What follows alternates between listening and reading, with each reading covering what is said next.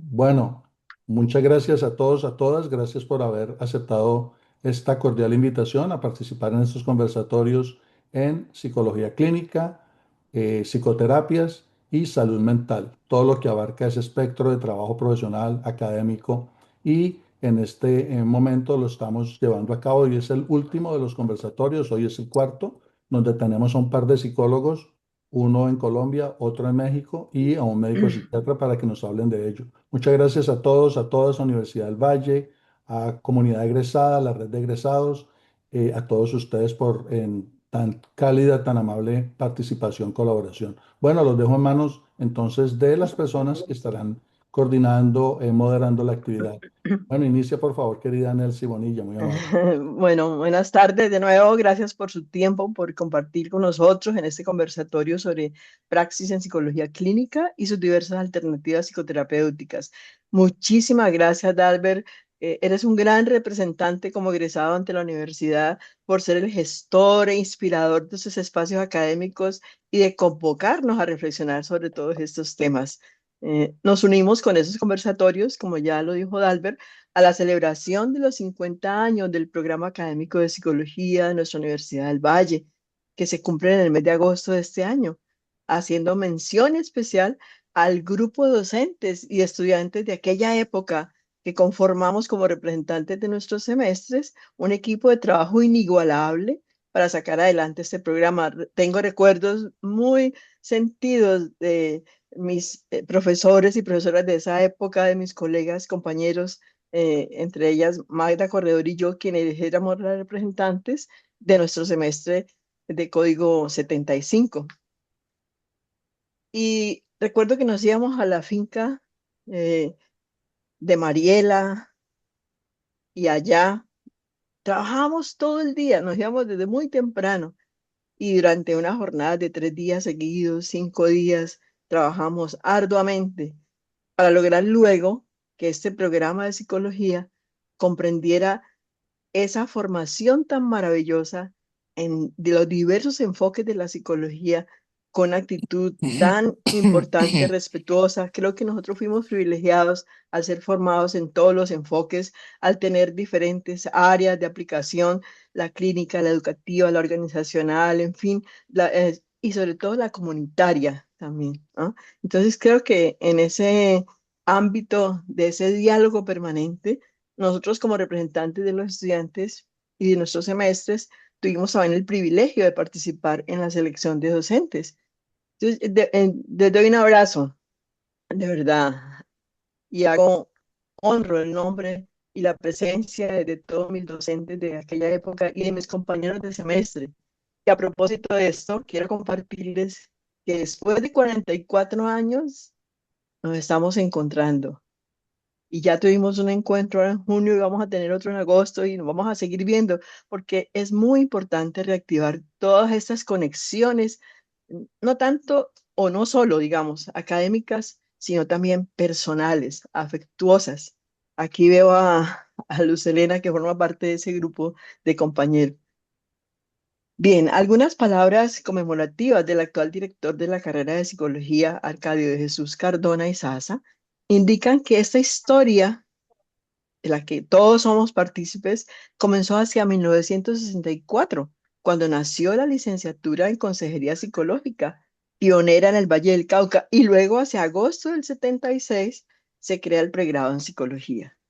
En sus palabras conmemorativas dice el director, comillas, quiero expresar un agradecimiento especial a nuestros egresados, en nombre de los que hoy estamos como parte del programa. Queremos seguir caminando y aprendiendo de ustedes, de su vida, de su experiencia. Ustedes representan el legado vivo de este programa. En cada consulta, institución, organización, comunidad o proyecto donde ejercen su labor, reflejan los valores, el conocimiento y el compromiso social que caracterizan a la Universidad del Valle. Cierro comillas. Retomando la temática entonces de nuestro conversatorio y a modo de contextualización, recordemos que cuando se habla de praxis, estamos refiriéndonos a criterios de responsabilidad, de compromiso y ética que requiere el ejercicio de una profesión y en este caso el ejercicio de la psicología clínica.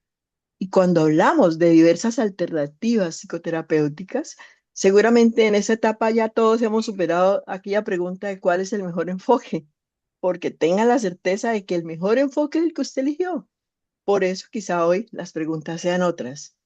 ¿Qué características necesita desarrollar la persona que ejerce como psicóloga clínica para desempeñarse con una buena praxis, independiente del enfoque o del modelo con el cual trabaje? ¿Cómo pensamos la praxis clínica hoy en día?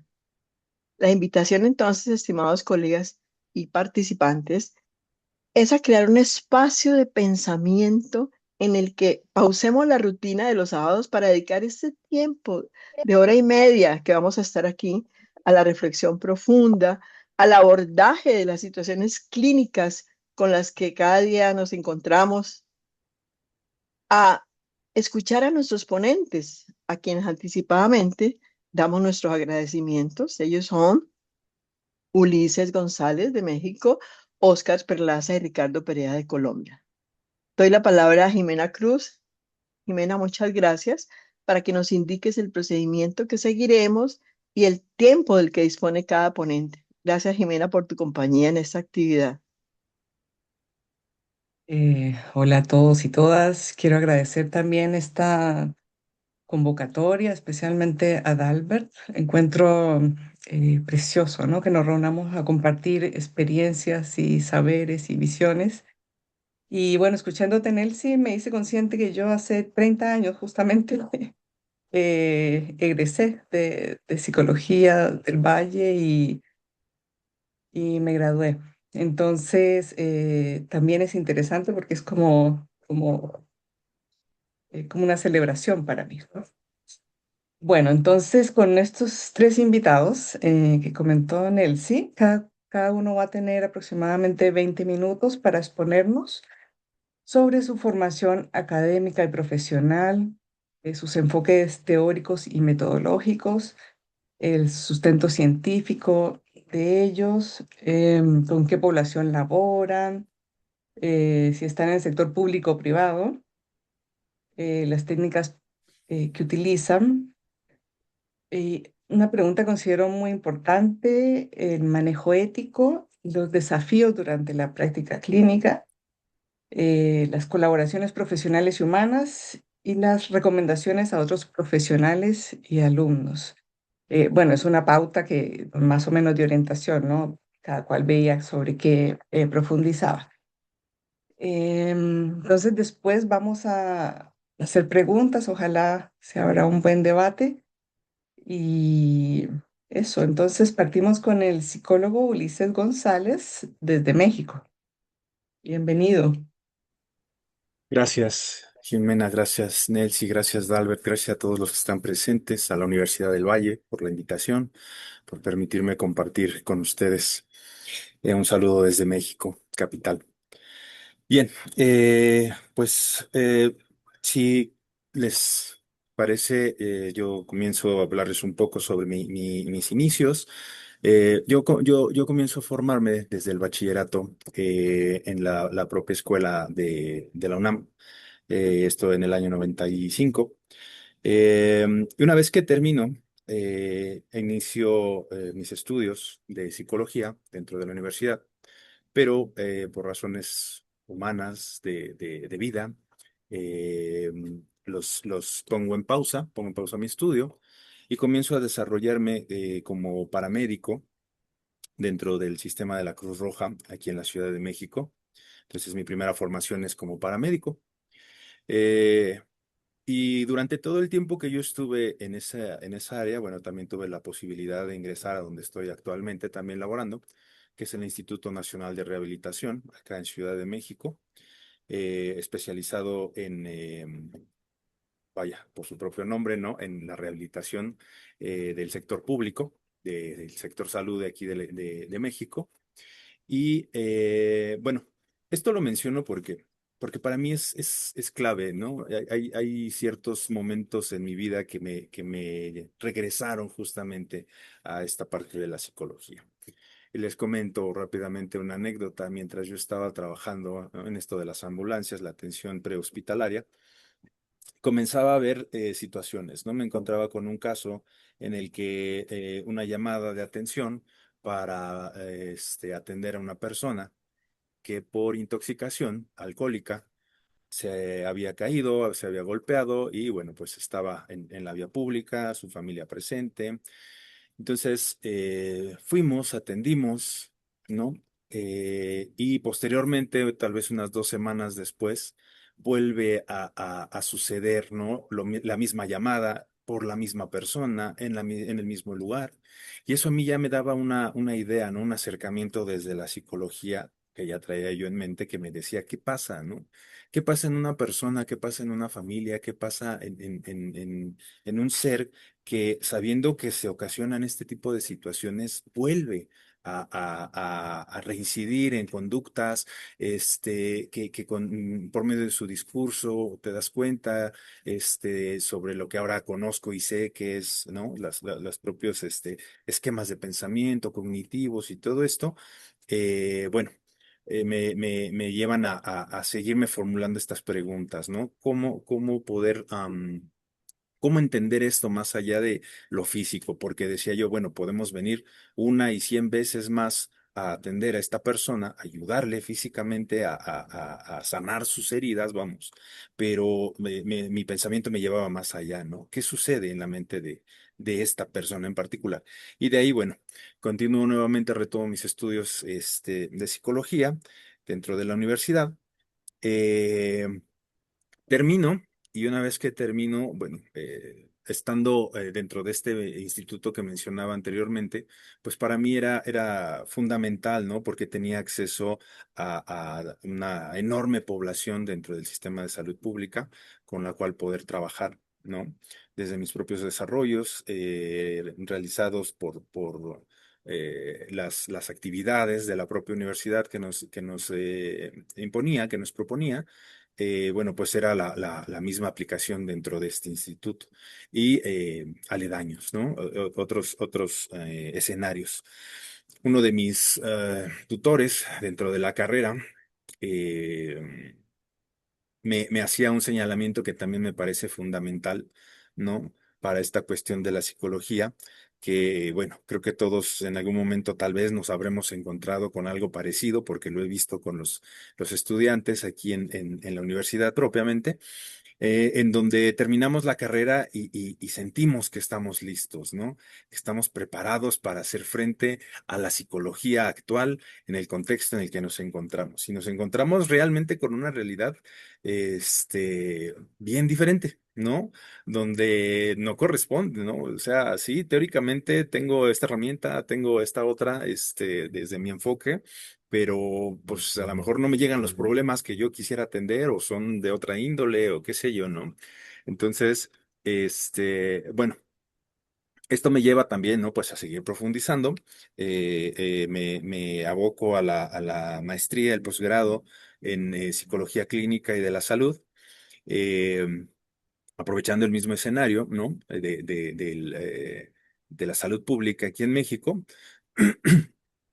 Y bueno, así es como una vez que termino mi maestría, me puedo integrar desde otra perspectiva, ¿no? Ya como psicólogo clínico prácticamente, dejo de pertenecer al equipo paramédico del instituto y me integro al equipo de psicología. Pero aquí viene algo bien interesante, sobre lo cual creo que vale mucho la pena que reflexionemos, ¿no? Eh, Me integro al equipo de psicología, pero es un equipo muy particular, particularmente psicología hospitalaria, que es lo que yo trabajo. Psicología propiamente dicho con los pacientes que están hospitalizados dentro de este instituto. Por lo menos en el área, tenemos varias áreas sobre las que trabajamos. Hospitalización en ortopedia, hospitalización en atención a quemados. Aquí tenemos el Centro Nacional de Atención a Quemados y de rehabilitación propiamente, ¿no? Entonces, eh, bien interesante esta parte que les digo, ¿no? La psicología hospitalaria. Porque porque desde los desarrollos propios que yo había hecho y como yo conocía la psicología, se convierte en un reto en esta parte de la atención en la psicología hospitalaria. ¿Por qué? Porque desde un inicio, bueno, eh, tenemos muy poco referente con respecto a esta área en lo que es América Latina, ¿no? Todo lo que es la parte de América. Eh, el referente más fuerte, al menos en Sudamérica, que tenemos con respecto a esta parte es en Brasil, si mal no recuerdo, por allá de los años 90 también, que se inicia este desarrollo. Y bueno, allá es una integración muy fuerte, muy constante de la parte psicológica en la atención hospitalaria, pero no así para las demás, los demás países en la zona, ¿no? Hay algunos desarrollos importantes, ¿no? Por ejemplo, en Chile, en Argentina, que recuerdo más o menos ahorita. Aquí en México, bueno, estamos haciendo lo propio. Y les decía, es una modificación de esta parte de la aplicación de la psicología, dado que, como yo les comentaba, estamos acostumbrados, ¿no? A que uno como psicólogo, ¿no? Digámoslo de esta forma, atendemos a quien busca la atención. Y eso es, pues, mayormente la base, ¿no? ¿Por qué? Porque, como bien sabemos, no podemos ayudar a quien no quiere que se le ayude. Y aquí la situación cambia. ¿Por qué? Porque sabemos que la gente, las personas que están hospitalizadas, pues tienen datos de estrés, de ansiedad. Hay algunas otras cuestiones en particular que, bueno, ahí me tendré que regresar en un momento, sobre las que se tienen que atender, particularidades como es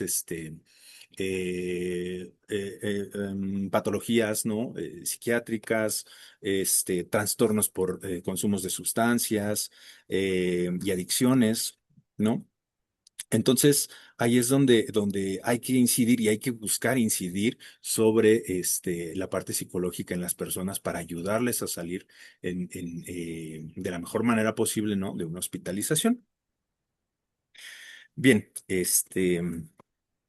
hasta ahí algo que en lo que quieran que me detenga.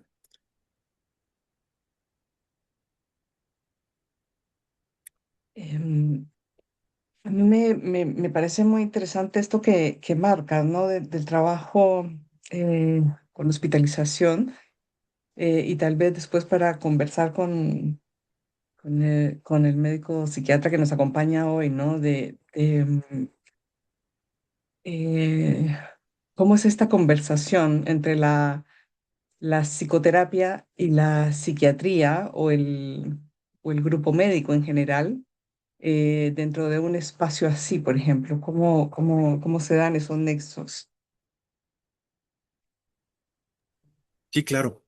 Es bien interesante, ¿no? Porque, digamos, históricamente, la medicina, pues, se ha abocado a la parte específica de en este caso, de la biomecánica, de la fisiología, ¿no? La atención médica propiamente, dejando de lado la parte, de la salud mental o de la parte, mental, ¿no? Los pacientes, las personas en general. Eh, y entonces ahí cuando entra esta parte de la psicología, creamos verdaderamente un complemento, ¿no? Una atención realmente integral, en donde no solamente es curar una herida, como lo pensaba yo en un inicio, lo mencionaba, sino más bien crear algo que sea pues más funcional, ¿no? Más integral, más integrativo.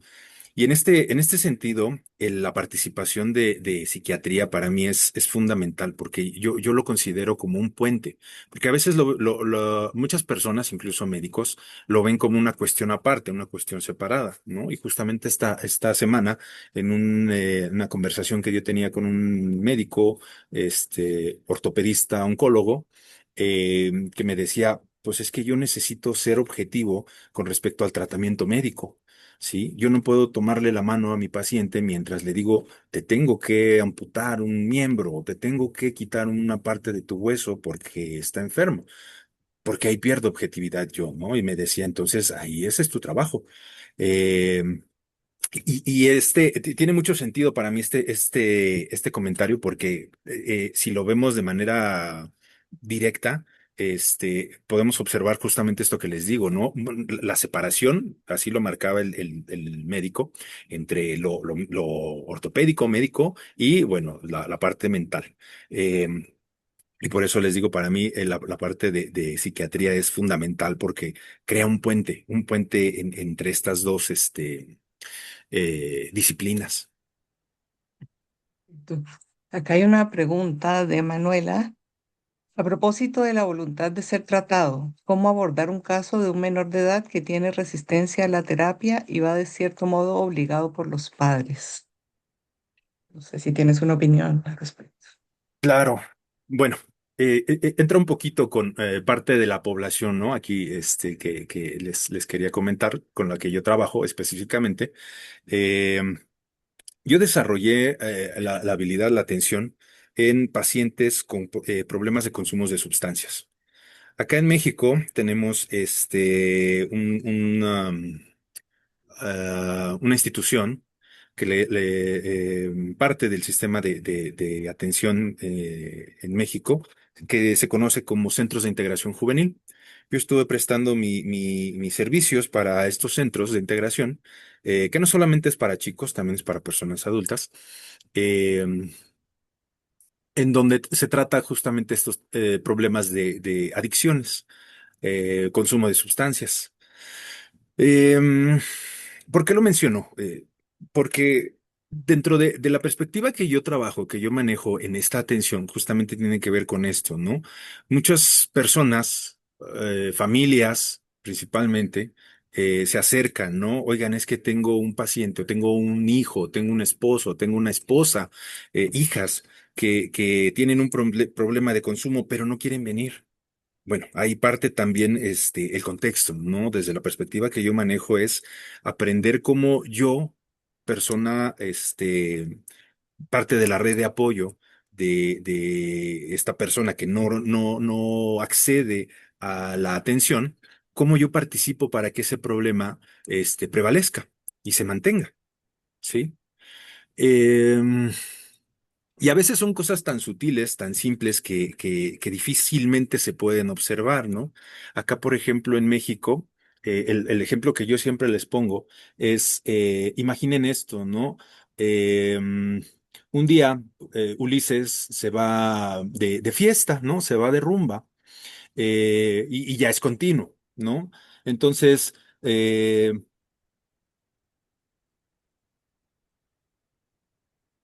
ya tiene un problema de consumo, ¿no? Y yo cada vez que se va de fiesta, se va de rumba Ulises, lo que es el viernes, el sábado y el domingo, pues está lo que acá se le conoce como crudo, ¿no? Es decir, tiene una resaca muy fuerte, ya saben, dolor de cabeza, malestar general, deshidratación, etcétera, etcétera. Y lo que históricamente, tradicionalmente acá hacemos en México es los famosos chilaquiles, ¿no? Le voy a preparar a Ulises unos chilaquiles porque lo veo que está con resaca y pues eso le va a ayudar a sentirse mejor, ¿no? Según entiendo por allá en Colombia es diferente, ¿no? Tal vez un poco de caldo de costilla o no sé, alguien me mencionó por ahí algo como un calentado o algo así para este tipo de situaciones.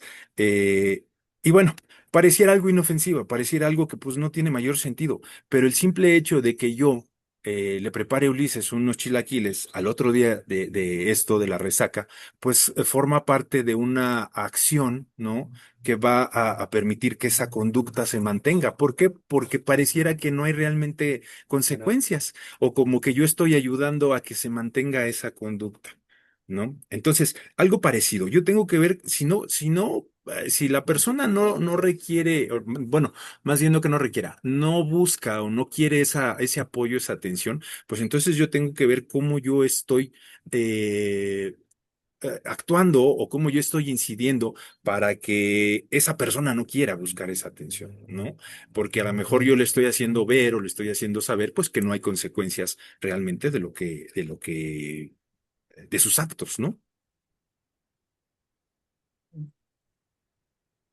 Em, Te hago una pregunta en esta situación compleja de las adicciones. Recuerdo un tiempo que trabajé en el sistema público acá en Chile, en una comunidad muy con escasos recursos y se dan estas situaciones de jóvenes, por ejemplo, que ya han estado internadas en repetidas ocasiones, que además desarrollan, por ejemplo, una conducta violenta hacia, por ejemplo, estoy recordando un caso específico hacia la mamá, ¿no? La mujer llegaba con golpes muy fuertes.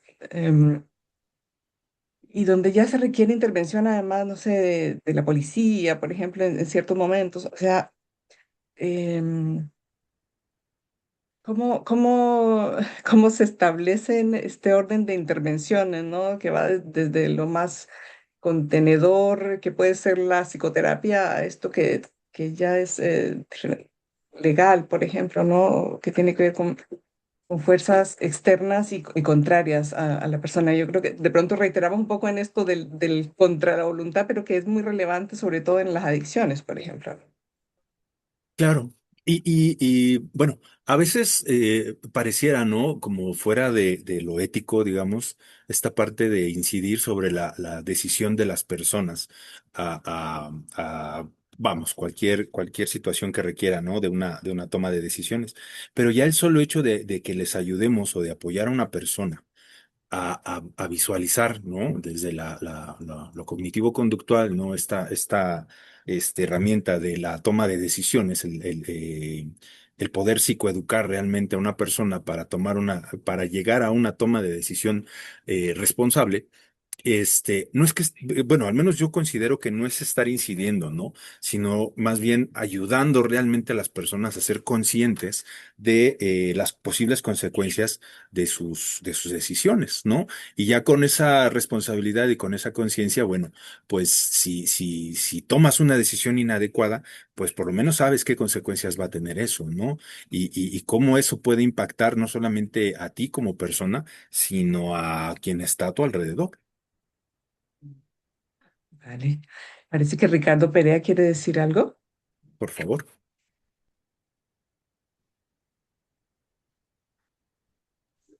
¿Me escuchan? Sí, sí. Sí. No, muchas gracias, Ulises, muchas gracias, Jimena. No, es que cuando Ulises nombra la psicología hospitalaria, no, pues es que me da demasiadas posibilidades de explicar cuál ha sido siempre mi problema, ¿sí? Porque digamos que yo estudié medicina, pero yo me metía como un pato en un gallinero, ¿no? Y yo fui profesor de psicólogos y volvió a aparecer el mismo pato en el mismo gallinero. Pero yo hice una cosa muy interesante. Junté estudiantes de medicina con estudiantes de la Valle para ver el mismo paciente. Y eso es la psicología médica.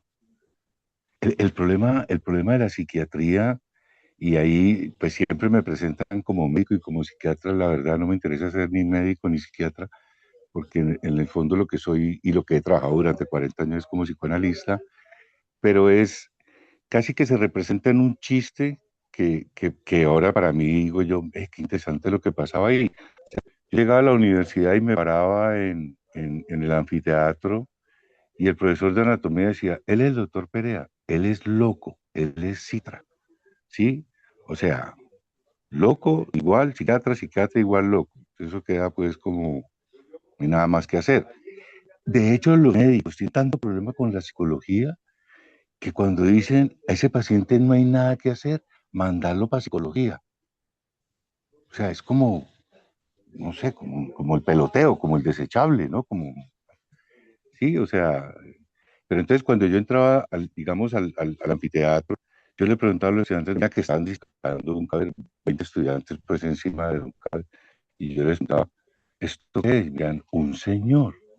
Entonces yo cogí la mano a darle, buenos días, señor. El señor no habla, no contesta. Muchachos, esto no es un señor, esto es un cadáver. Aquí no hay un alma humana. El problema de ustedes, los médicos, es que cuando van a los hospitales, ahí atienden a los señores como cadáveres. Y a este que es un cadáver lo atienden como señor. Esos muchachos pues quedaban, porque yo le cogía la mano al señor y hablaban. pero pienso que el problema de la relación médico-paciente y la psicología hospitalaria incluso se hace en medicina. En medicina la formación del médico es básicas, comunitarias, que nadie cree, porque todos los profesores de comunitarias no tienen carro y son pobres y creen en lo social, ¿no? Los que son ricos en especialistas y andan en Mercedes-Benz, o sea, ese es el modelo de médico que todos los muchachitos quieren ser. La comunitaria no sirve para nada, básica, y cuando dicen clínicas se equivocan, porque ahí no hay clínicas. Ahí ese es el hospital. Y si uno lee el médico divino, era que ir al hospicio, ir al lugar donde estaban los dioses para uno poder pedir pues que lo curasen, era a través de los sueños que los pacientes se curaban, ¿no? Y llegar a ese concepto de tener el cuerpo sano y la mente sana, hay que estar uno muy sano para tener un cuerpo súper sano, con estilo de vida saludable y hábitos súper higiénicos y quitarse esquemita que estos médicos occidentales, pues la medicina que yo estudié, o dar venenos o tirar cuchillo, porque ese bisturí, eso es un cuchillo, eso no, yo prefiero bueno, la medicina que yo he seguido estudiando, porque yo fui docente de médicos, es que el ser humano tenía alma, que es una metáfora que utilizo, yo me meto en conferencias, pero creo que eso nos puede servir más rápido porque es interesante que entendamos que la clínica tiene que ver es con la escucha, ¿sí? O sea, que es lo que el paciente no ha podido decir, que lo dice a través de sus síntomas, de su simbolismo, de lo que significa su diarrea, de lo que signifique su dolor de cabeza, de lo que signifique. Es más, yo resumiría la medicina en 3 palabras: amor, humor, tumor. Ya aprendieron medicina alopática. Los que querían estudiar medicina, después sí, amigo, no me pongas esta pendejada, que son 3 palabras, ¿sí? Si usted se quiere enormemente, su humor, su energía, su vitalidad lo va a mantener super pila. Uno cada 36 días se escapa de producirse con 129 cánceres, ¿no? El descubrimiento freudiano es que somos seres autoeróticos, pero es porque somos fisiológicos, ¿sí? Y somos seres de la ilusión, como dice Nietzsche, porque vamos detrás de una ilusión y esa es nuestra bienvenida neurosis. Prefiero mi ilusión y no una alucinación ni un delirio, ¿sí? Pero es que la psiquiatría sirve para coger al muchachito y guardar y pegarle 3 coscorrones. Esa es la función de los psiquiatras, porque los psiquiatras no creen en la psicoterapia, los psiquiatras no creen en el psicoanálisis, los psiquiatras no creen en el inconsciente. Qué pena pues yo hacer disque de psiquiatra y soy más antipsiquiatra que todos los psiquiatras del mundo juntos, pues porque es que es lo que decía Ulises, ¿no? Si no miramos al ser humano de una manera integral, porque miren la rehabilitación, yo estoy en medicina, me gradué en el año 80 más o menos, la rehabilitación que yo vi era una mujer que tenía unos senos muy grandes y le tuvieron que quitar una cantidad de grasa porque tenía la espalda torcida. La última vez que yo fui a una fiesta de egresados de la Libre, 2 cirujanos plásticos iban a pelear por un combo de cirugías plásticas a niñitas de 18 años. Entonces, como que, ¿a dónde? Porque es que cuando decimos salud mental, eso es un pleonasmo. El problema es que nadie se encarga de la higiene mental. Y eso es un concepto que ni siquiera creo que ha llegado a América Latina, ¿sí? ¿Qué es la higiene mental?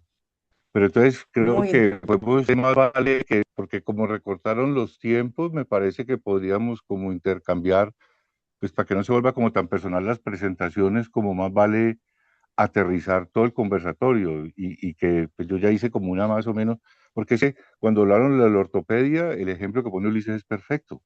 De hecho, algún día vino un ortopedista a mi casa y mi mujer le preguntó que si, pues que si el casco había servido para algo y en los accidentes, no sé qué, y él dijo, no, yo me ocupo de las piernas. ¿Sí? O sea, la medicina eh, que a mí me enseñaron es completamente fragmentada. Yo lo explico en una sí, metáfora que es muy sencilla.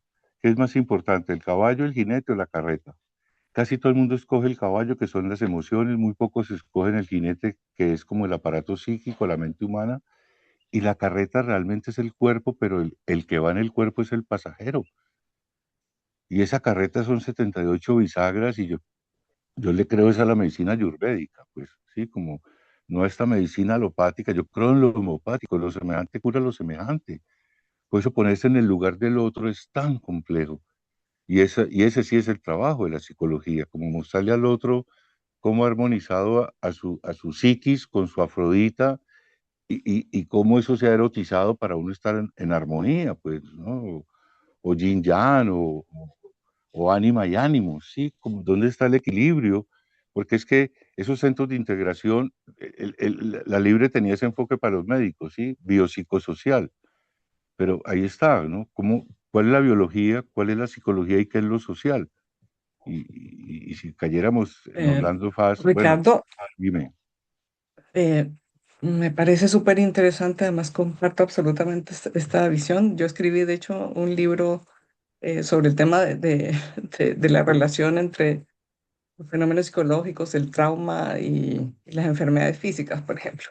Entonces, me interesa demasiado, pero me parece que igual los compañeros habían preparado alguna presentación, entonces, si te parece, termine Ulises y seguimos conversando, ¿vale? sí, Eh, Ulises, no sé si quieres comentar algo más. Hay otro comentario acá de Daniel en el chat que dice, desde lo que dice, me atrevería a decir que la familia contribuye en el adolescente al rechazo de la terapia desde el mismo conflicto familiar, muchas veces mediado por el ejercicio de autoridad. Entonces, Pues Ulises, ahí para que vaya cerrando tu presentación. sí, claro. Sí, definitivamente, ¿no? Todos estamos interconectados, dice la terapia sistémica que todo, lo comparo con con el famoso efecto mariposa, ¿no? Cada acción tiene una reacción. Concuerdo completamente, Ricardo. Sí, hay esa separación, esa disyuntiva en la medicina y pues creo que actualmente es bastante marcada, ¿no? Esa distinción, o falta de distinción, más bien diría. Bien, bueno, finalmente comentarles que parte de mi trabajo dentro de este instituto es el desarrollar, actualmente estamos desarrollando un protocolo de atención a pacientes con consumo de sustancias, que llegan hospitalizados, que porque se caen, porque algún trauma, les mencionaba esta parte de traumatismo, ¿no? Manos traumáticas de porque se caen, porque meten la mano en alguna máquina, y tienen la desfortuna de salir heridos. También trabajo con pacientes oncológicos en el área de tumores óseos. Este, un área también bien compleja, ¿no? Porque ahí de repente, bueno, un poco la perspectiva que yo manejo, mi formación principal es cognitivo-conductual, pero pues también he tenido que, me gusta la parte humanista, ¿no? Porque finalmente en este tipo de situaciones, ¿no? Una persona que le acaban de decir tienes cáncer, tienes un tumor, te tenemos que quitar una parte de tu pierna, de tu mano o completamente te la tenemos que desarticular, pues son cuestiones que no son realmente fáciles, ¿no? Estamos desarrollando un protocolo también de humanización para poder, dar simplemente, ¿no? Comunicar este tipo de noticias que muchas veces dijeran, híjole, el médico, ¿no? Desde su perspectiva, ¿cómo le digo a mi paciente que le tenemos que tratar de esta manera, ¿no? Un ejemplo, que también una anécdota rápida que les comento, me llega un estudiante de último año, ¿no? De la universidad, eh, de la carrera de psicología, a hacer servicio social, la dejan a mi cargo para que me acompañe, para apoyarle, y entonces, antes que nada, yo hablo con ella, le digo, mira, joven chica, no sé, 23, 22 años, 24, saliendo precisamente de la universidad, le digo, mira, a mí me interesa más que te lleves un aprendizaje, que sea algo que sea funcional realmente, que te sirva y no que te lleves un trauma. ¿Por qué? Porque esta área es fuerte, es complicada, es un manejo muy particular. Entonces, esa era mi intención. Acto seguido, atendemos a una señora que acababa de llegar, mientras estábamos hablando con ella, viendo sus perspectivas, sus expectativas de tratamiento, ella todavía no sabía bien, sabía que tenía un problema, pero no sabía cómo se iba a resolver. Un momento después, siguiente acto, entra el jefe de cirugía, el médico encargado de atender a esta señora, y directamente le dice, textual, lo voy a repetir, eso que traes ahí está muy feo, y yo considero que esto te tenemos que cortar tu pierna. Así que déjame ver para cuánto te programo y pues atenderte, ¿no? Venía acompañado con una médico residente, la médico hace un poco señas, le dice, bueno, a ver, déjame ver unos estudios, no sé, y sale de la habitación, la señora se queda sola, en shock completamente, ¿no? Contrariada por la manera en cómo el médico le dijo, te vamos a tener que amputar tu pie, tu pierna, y bueno. Lo manejé un poco, ahí busqué la manera ya saben, primeros auxilios psicológicos, un poco de atención en crisis, etcétera, etcétera. Pero a lo que voy es la parte de mi estudiante, ¿no? Esta chica, una vez que salimos, pues también se vio afectada. Y de sobremanera, ¿no? Me dice, pero es que ¿por qué es así el médico? O sea, yo tengo un familiar, que en algún momento también le detectaron una cuestión de tumor y no se tocó el corazón. O sea, fue demasiado crudo la manera en cómo se trató esta situación. Entonces, parte de ese protocolo tiene que ver con apoyar a la parte médica, hacer un equipo realmente multidisciplinario para poder atender esta situación. Sí, me decían por ahí que Daniel quería participar. Sí, Daniel.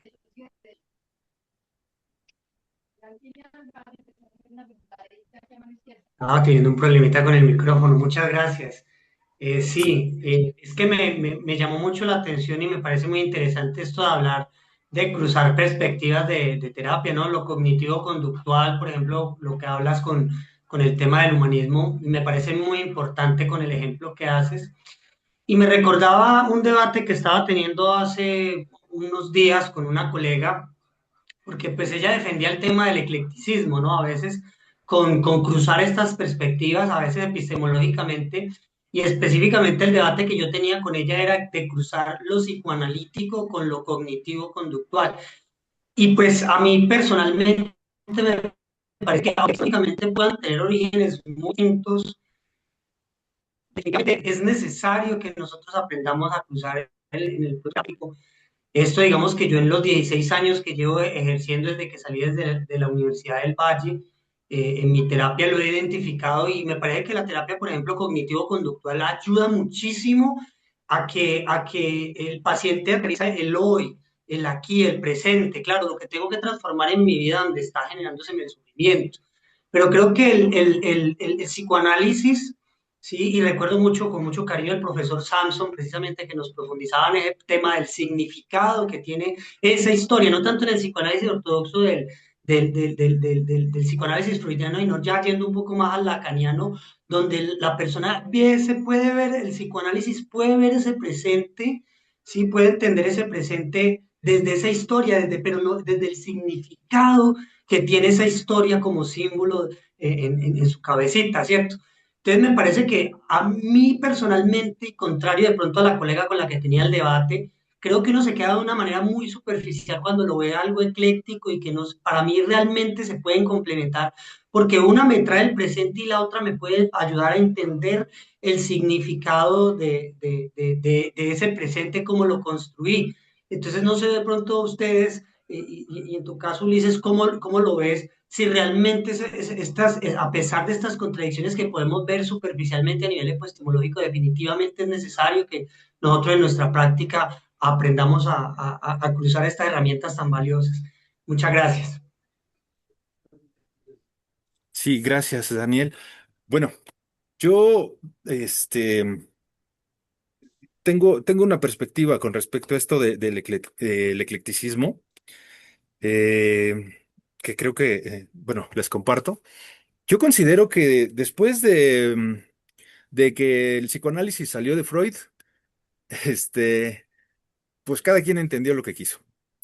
Em, todos los desarrollos que tenemos hoy en día, yo soy de la idea de que todo sirve. Sí es cierto, no podemos meternos en donde no sabemos, donde no conocemos y no podemos utilizar aquello que ni siquiera podemos comprender. Esa es mi perspectiva, ¿no? Pero sí, dependiendo al menos en mi caso, del trabajo que yo tengo, yo considero que sí tiene que haber una mediación en la utilización de todas estas herramientas, ¿no? Vamos, el que yo tenga una perspectiva no tendría que limitarme, porque no solamente atiendo a personas, con una sola estructura, ¿no? Psíquica. Son diversas, o sea, infinitamente diversas, y considero que, dependiendo de a lo que nos aboquemos cada quien, pues sí tenemos que enfocarnos, ¿no? Desde em, lo que está basado en evidencia, obviamente, que tiene un fundamento, y aquello que decía alguien por ahí, me decía, bueno, es que también tenemos que tomar en consideración y basarnos en la propia estructura del paciente, ¿no? De la persona, para poder determinar cómo voy a introducirme yo a ese universo, a esa perspectiva personal, para poder, pues apoyarle, ¿no? Para poder ayudarle. Es complicado, por supuesto, ¿no? Siempre va a haber, estas perspectivas que no por ser, digamos, un poco más conservadoras pierden objetividad, tampoco no por ser más abiertas o eclécticas, pues también pierden validez, ¿no? Siempre y cuando sean manejadas, creo, con la seriedad y pues el profesionalismo que la propia psicología requiere. Vale, gracias. Creo que Ricardo quería opinar sobre eso y después damos la palabra a Oscar. Por favor. Vale. Ricardo. Eh, sí, como hablo. ¿Ya me escuchan? Sí. No, es que me parece muy importante la intención que hacen porque precisamente yo creo que el problema radica en que no diferenciamos el método, la técnica y la herramienta, ¿sí? Y quizás el método, para mí, quizás de los mejores textos que he leído, el de Yo deberé, que muestra que la angustia es el método en las ciencias del comportamiento.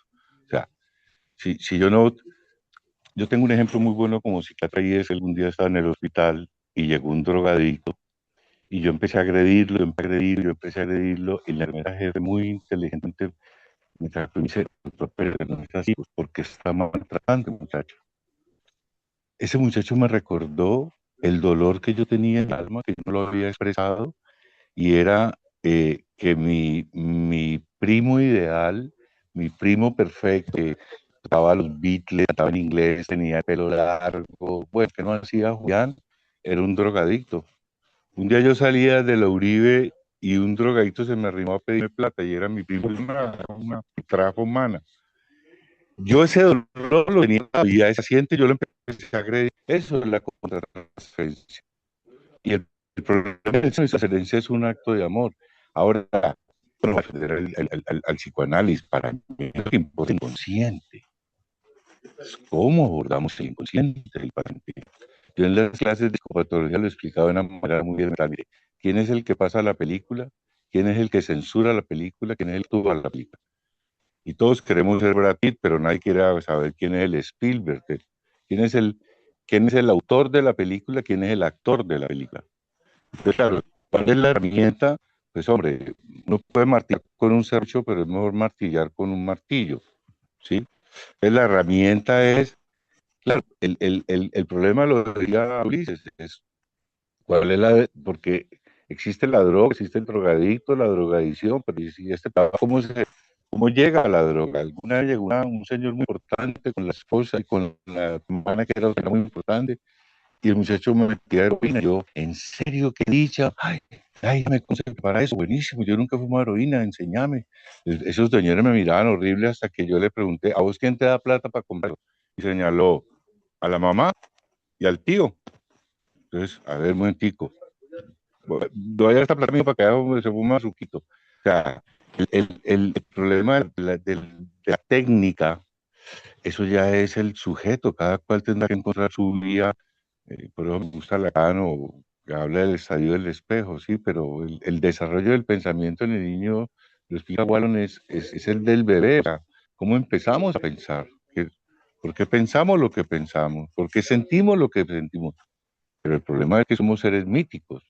Entonces, bueno, ya eso de las escuelas y las cosas del psicoanálisis, eso a mí, uno en trabajo personal que yo hice, pues yo trabajé con un cleniano que era Lorenzo, trabajé con Alfredo Reyes que era un freudiano, trabajé con una lacaniana y mi supervisora era una junguiana que era Flor Lacano. O sea, que no, tengo, y yo soy pereano, pues, ¿cómo así? Yo soy esperea, yo no puedo tener sino mi propia ideología o filosofía o forma de pensar. O sea, cada cual se amarra sus zapatos a su manera.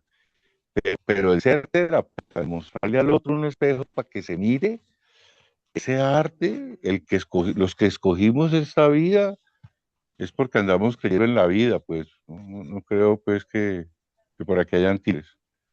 Wow. Bueno, creo que ya esa es la intervención.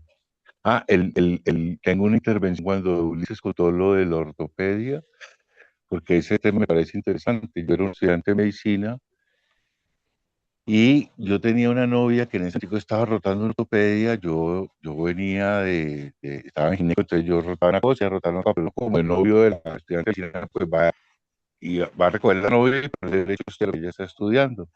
Y resulta que acaba de haber una tentativa de suicidio, un pelado de 17 años que le habían amputado una pierna, ¿no? Y esto va a contar, es horrible, pero pues ahí está mi temperamento, mi carácter, pues para ser como el gamín que soy en el mundo. Y resulta que llego y me encuentro un muchacho dueño con que le ha cortado la pierna, ¿no? Y le dije yo, uy, pero vos quedaste hecho, pelado. El día que vos no tengas erección, vos con esa mocha puedes hacer maravillas. Cuando la enfermera jefe no se ni estaba riendo, creo que hacía 3 minutos se quería suicidar.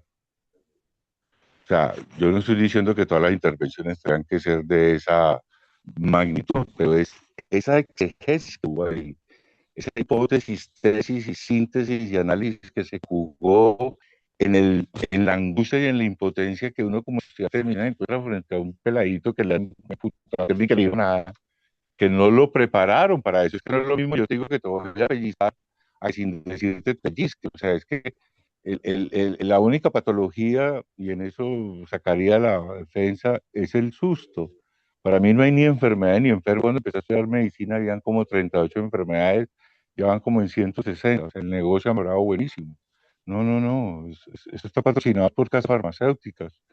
No hay ningún veneno que quite el malestar o el sufrimiento de la existencia o de la esencia en el ser humano.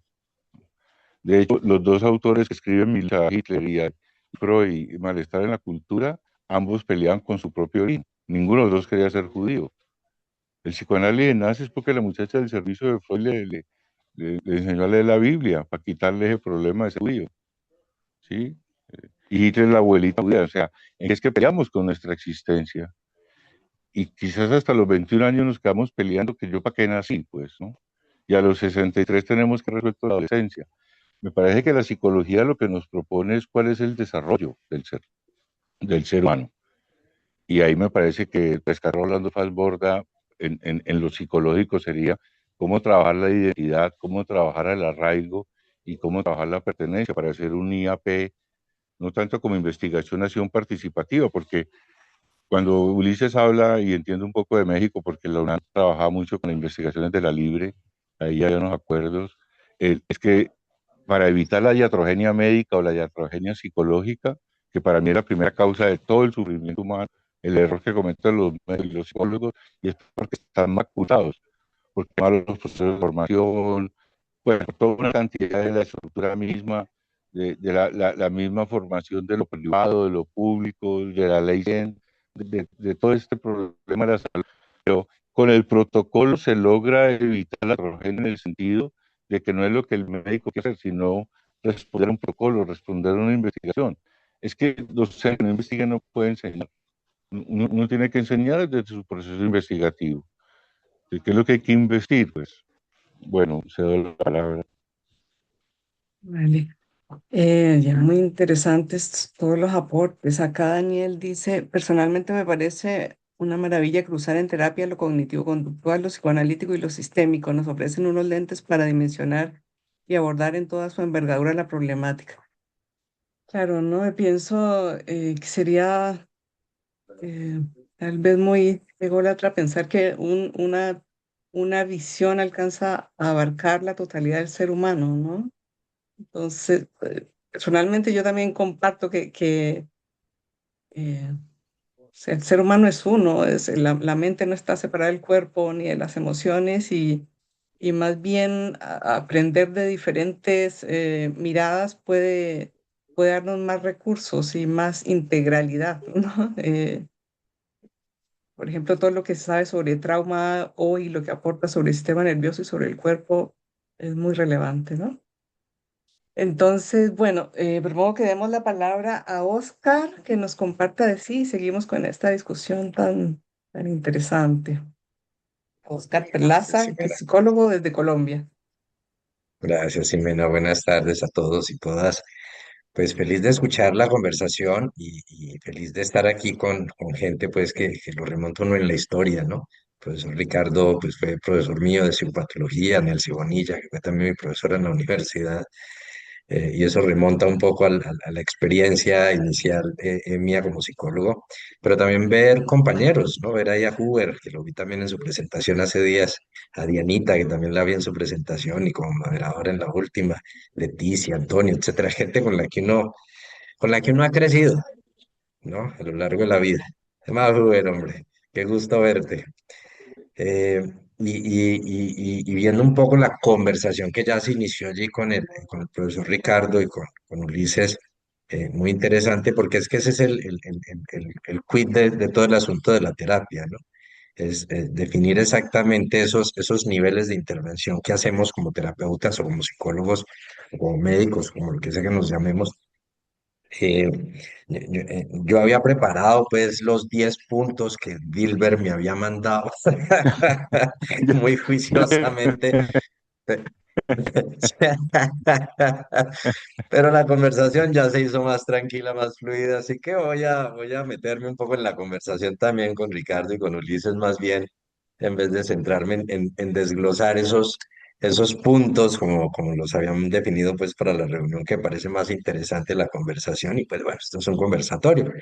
No sin antes decir pues que mi formación es de psicólogo de la Universidad del Valle, por supuesto, hice una maestría en psicología clínica en la Universidad del Norte en Barranquilla e hice mis estudios de maestría en neurociencias también en el Centro de Estudios Cerebrales de la Universidad del Valle, donde me encontré como compañero de estudio a quien sería mi profesor de neuro, el doctor Gabriel Arteaga, y fuimos compañeros allí, y bueno, y con otro psiquiatra también.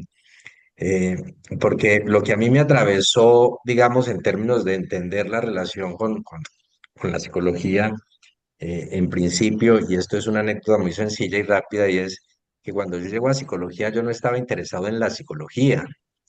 En los años 80 había un médico acá en Cali, el doctor Caicedo, seguramente Ricardo lo recuerda, y algunos recuerdan al Sí. doctor Caicedo, que se inventó una vaina, ¿no? Que se llamaba la sofrología, ¿no? La sofrología. Entonces, el doctor Caicedo ha inventado una vaina muy chévere que incluso se volvió muy popular en aquella época, en los 80. Recuerdo que muchos equipos deportivos empezaron a entrenar con sofrología a sus deportistas. Y el hombre hizo una mezcla interesante como psiquiatra, que era médico, hipnosis, yoga, ¿no? Y es una cosa ahí bien interesante. Bueno, yo en esa época ya practicaba yoga, yo he estudiado budismo desde muy joven.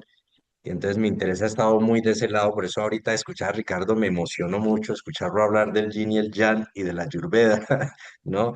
Me pareció fantástico esto, porque es que al final la experiencia no es limitada, la experiencia es mucho más amplia, ¿no? Entonces yo lo que quería hacer era sofrología, realmente yo quería estudiar eso que el señor había inventado, pero pues resulta que él acá no se hizo famoso fue en España y acá no se podía estudiar sofrología, había que ir a España. Entonces dije, pues me tocó estudiar algo que parezca. Entonces entré a estudiar psicología sobre la base de que yo decía, bueno, yo ya tengo la práctica de yoga, meditación, etcétera, etcétera. Entonces yo me invento también mi vaina y mezclo la psicología con estas vainas y creo mi propio proceso de entender la mente humana y de impactar sobre la mente humana. Ese era como mi interés y fue lo que me llevó a estudiar psicología en su momento. Luego, con el tiempo, pues me involucré con las neurociencias que para mí se convirtieron en la base epistémica, digamos, de lo que hago. el cerebro para mí se convirtió en el puzzle más interesante de investigar y pues llevo ya muchos años en el tema de las neurociencias, neuropsicología, hago intervención neuropsicológica y evaluación neuropsicológica, además de la clínica, pues de usar psicoterapia en mi ejercicio clínico y psicoeducación. Y eso se transformó también en una serie de elementos que hoy, digamos, en mi profesión se aplican al, al- al mundo social, digamos, no solo a la psicoterapia individual, sino también a la formación externa. Fui docente por mucho tiempo en la universidad justamente de neuroanatomía y neurofisiología, y eso me llevó pues a otras herramientas como el neurofeedback y este tipo de cosas, que son las que hoy integro, digamos, a lo largo de todo mi trabajo. Entonces es un poco de eso. Pero la filosofía central, pues como estudiante de budismo, pues muy cercana también a la filosofía existencial, entonces me llevó a un modelo de trabajo que es con el que trabajo hoy, que es lo que se denomina modelo cognitivo existencial o cognitivo fenomenológico, que pues es como el marco, ¿no? Pero esa precisión que hacía Ricardo me parece perfecta y eso uno tiene que diferenciar entre la herramienta, la técnica, la base empírica y el marco, ¿no? Entonces, cuando uno tiene esa claridad, entonces uno puede actuar, digamos, de manera serena, sabiendo cuáles son sus herramientas, con cuáles puede funcionar en función de ese marco conceptual que te apoya. Como yo soy existencialista, pues eso está muy cercano también a la idea de la existencia precede a la esencia, entonces el trabajo con los seres humanos realmente es ayudarlos a lidiar con la existencia, a comprender su existencia, a comprender su estar en el mundo, su ser en el mundo, y cómo ese estar en el mundo no es un estar enfermo ni un estar sano, Está es por un ahí en el estar suelo. en el mundo como el mundo se me plantea, como el mundo se me abre, como el mundo me llega. Y como yo trato de funcionar en ese mundo que se construye a mi alrededor o que me construye el otro también a mi alrededor, como decía Ricardo hace un momento, y entonces cuando yo trabajo en psicoterapia, mi trabajo principal es ayudarle al sujeto a comprenderse, a comprender su existencia, a comprender su estar en el mundo, su ser en el mundo, y a partir de allí, pues él puede, digamos, reconstruir su acción en el mundo. Y esa acción pues tiene que ver con la comunicación y con la relación, es decir, la existencia es básicamente relacional y la existencia es básicamente comunicacional. Es decir, el hablar y el relacionar son las dos cosas que al final definen cómo yo estoy o cómo me siento en mi existencia y cómo le doy sentido a mi existencia. Entonces, digamos que a lo largo de los 30 años que yo he trabajado en psicoterapia, pues he entendido que hay una base empírica, por supuesto, que no pierdo de vista y es, bueno, que nos va diciendo la ciencia, que nos van diciendo del cerebro, que vamos aprendiendo de las leyes del aprendizaje, que sabemos de los sesgos cognitivos, de la función cognitiva. Eso no lo puedo perder de vista porque eso me ayuda a entender la dinámica, digamos, de lo humano en términos empíricos, pero por otro lado está un marco conceptual y filosófico que es el modelo existencial y budista que me sostiene a mí como persona. Y por otro lado están el conjunto de herramientas que uno puede utilizar para llevar eso a cabo, digamos, con el paciente, para ayudarle a lidiar con su existencia y hacer de su existencia una cosa que tenga sentido para él, no para mí ni para el manual de DSM, sino para él, ¿cierto? Porque al final, pues, si uno aplica el DSM con juicio, pues al final todos tenemos patología, entonces todos estamos mal. Entonces, al final no es eso, al final es como mi existencia, ¿cierto? Desde este enfoque más cognitivo existencial, eh, eh, pues tiene sentido para mí y para lo que me rodea y para mi proyecto de vida y para la construcción que hago con mi vida, etcétera, etcétera. Entonces, las herramientas que yo utilizo hoy desde allí son pues herramientas muy existenciales, además de las herramientas psicológicas de base pues que uno adquiere como profesional, pues lo cognitivo-conductual, ¿es cierto? La exposición, la regulación emocional. Pues yo le agrego a eso un poco hipnosis ericksoniana, neurofeedback, biofeedback, además de la reestructuración cognitiva de base, pues trabajo con valores, el diálogo socrático, etcétera, que son técnicas más propias de lo cognitivo existencial y que permiten una integración constante de la experiencia del sujeto. Desde esa perspectiva, pues yo creo que lo importante es que la praxis, como decía la doctora Nelsi, la praxis clínica, que es hermosa, pero también exigente precisamente porque implica un nivel de relación profundo con el otro. Y en esa relación con el otro yo no soy solo un técnico, soy también un humano que relaciona con otro humano. Y como decía Ricardo, el que terminó peleando con el paciente, pues creo que todos los clínicos tenemos experiencias como esas, pacientes que llegaron a nuestra vida y remesaron la vida de uno y la cambiaron y que uno se fue después de la terapia diciendo yo qué estoy haciendo con mi existencia, porque es que el otro que está allí contigo está construyéndose y yo me estoy construyendo con él en esa relación. Entonces yo no puedo quedarme solo pensando que la relación es una relación técnica, sino que es una relación humana, exigente, en la que nos enfrentamos a las historias de dolor, a expectativas, a la presión que nos han metido, como decía Ricardo, la presión de curar, ¿no? De curar, de sanar, ¿no? Como si pudiéramos realmente hacer eso, al desgaste emocional, a la soledad del consultorio, a la necesidad de estarnos actualizando, es decir, la clínica es una práctica, una praxis que nos confronta todos los días a nosotros mismos como profesionales, es decir, te está moviendo tus bases todos los días, y necesita uno constantemente esa supervisión. Yo tengo una experiencia, ahí está Antonio, ya te cedo la palabra, Ricardo. Ahí en el grupo está Antonio, que es un compañero de una cosa que yo empecé hace 20 años, que se llama un grupo de estudio que tenemos acá en el centro. Yo llevo 20 años con ese grupo de estudio.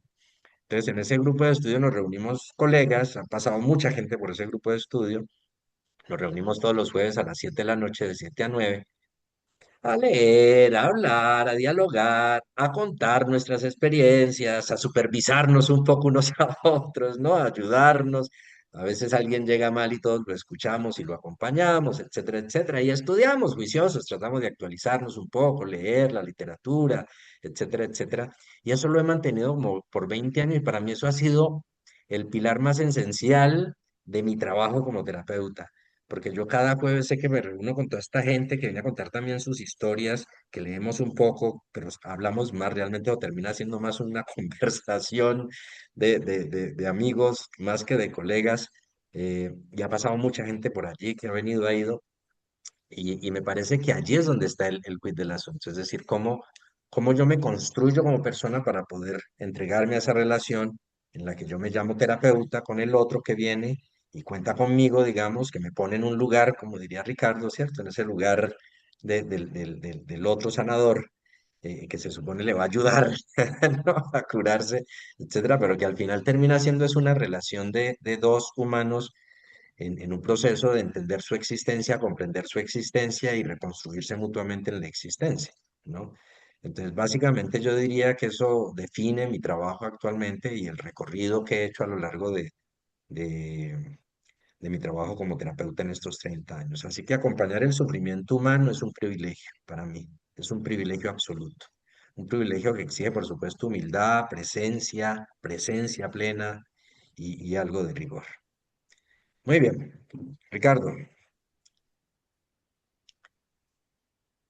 Brevemente, activa tu Tiene el micrófono micrófono, cerrado, Ricardo. Ricardo. Activa tu micrófono. Mientras tanto, les comento que lo que comentaste tú, estimado Oscar, los lineamientos que se compartieron eran para tener algunas nociones en torno a qué hablar, pero se aclaró desde el inicio que no eran camisa de fuerza. Eso lo enfatizamos Ok, desde el pero yo inicio muy de la juicioso primera los había reunión. preparado todos.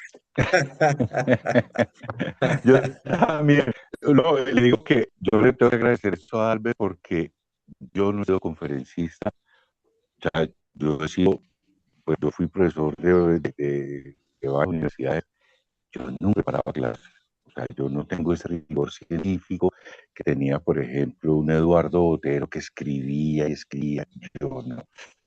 Yo en eso soy un gamín y yo estudié colegios de gamines y de San Fernando y para mí la Valle era el cerebro de la Valle. Yo soy de San Fernando y yo no puedo salir del en el sentido.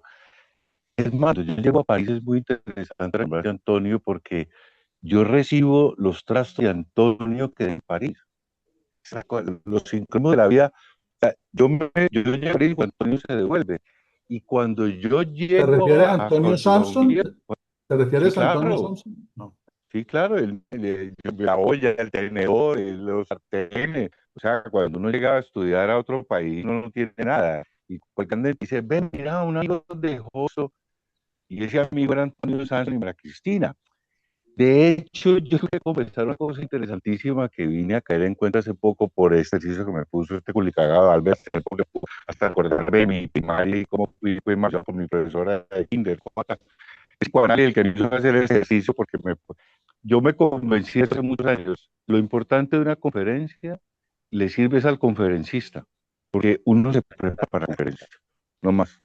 Eso, el día que yo dicté una conferencia, todo el mundo gritó, ya había entendido lo que yo quería decir, y dije, esto es una buena una conferencia, porque pero si uno se prepara, sí, ¿no? O sea, por eso si quieres vivir en más, tienes que prepararte para la guerra, y la única manera de vencer la muerte es a través de la vida, ¿sí? Cuando vos habla del sentido, para mí, eso es muy junguiano, porque es dejar de pelear con la sombra, es dejar de pelear con el proceso de individuación que nunca termina. Miren, yo les podría mostrar en el chat. Ayer me llamaron a pedir una cita y yo no sé si es que yo lo formó, pero cada rato me preguntan, ¿usted todavía vive? O sea, ¿usted existe? ¿Todavía hace terapia? O sea, y ahora, Jun, porque me lo señaló, ahora es cuando mejor estoy en mi capacidad analítica y es cuando menos trabajo tengo y cuando menos quisiera tener trabajo, ¿cierto? Eso, esto es porque lo que se le viene al mundo es que los psicólogos tienen demasiado trabajo y la gente no está preparada para aceptar el reto de salir de la mentira, de dejar de ser esclavo y de asumirse libre, porque el problema de la conciencia y el problema de la voluntad se juntan para construir la realidad. Uno construye su propia realidad. O sea, yo vivo en un infierno, en un apocalipsis, yo vivo en el país, yo vivo en un paraíso.